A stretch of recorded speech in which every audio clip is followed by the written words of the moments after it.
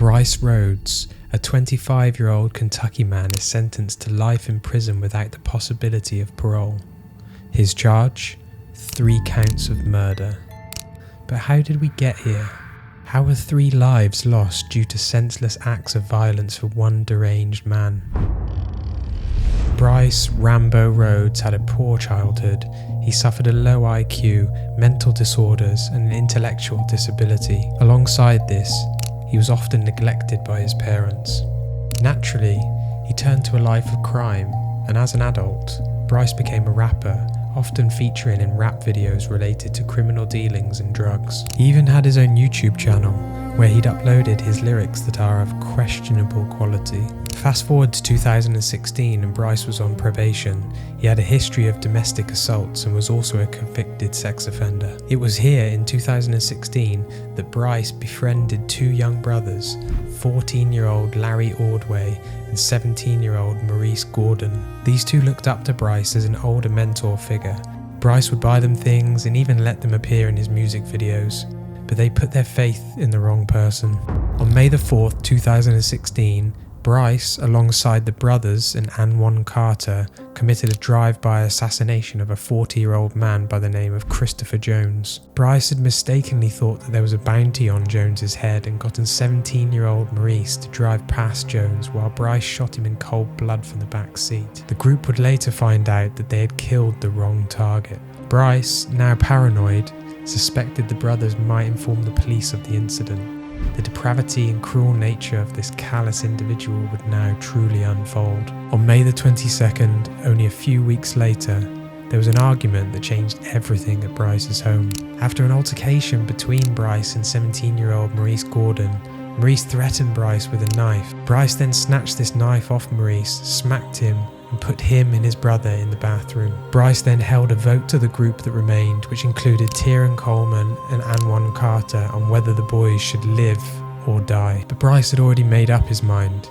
He called the vote for murder. Carter was the only one to say no. Brice then led the boys out of the bathroom and tied them up. He put a sock in Maurice's mouth, a ski mask on his head, and stabbed him repeatedly in the torso, unable to even look at the boy's face. According to one witness, Maurice was crying and pleading for his life, asking everybody to spare him, but it was too late. Brice then bludgeoned Larry to death. The other witnesses said they went along with the crimes to save themselves. They felt if they didn't, they'd end up like Larry and Maurice. Brice then placed the victims in crates as the others cleaned up the blood around the house. He then drove them to the backyard of an abandoned house, setting fire to the bodies before throwing the rest into a dumpster. It was not long before Brice was caught for his heinous crimes. Police found blood in the house and in Brice's car, and a witness even saw him dispose of the bodies in a dumpster. Whilst awaiting court, Brice's appalling nature would be on full display in jail, reportedly throwing cleaning supplies, threatening to kill an officer, throwing urine on officers, and even attempting to escape jail. While in court, this was no different, calling his judge a racist, inferring he had a sexual relationship with the prosecution, and that he was also a secret Ku Klux member. I won't hurt you. Okay. That's what I want to do. Well, let's see what I want to do.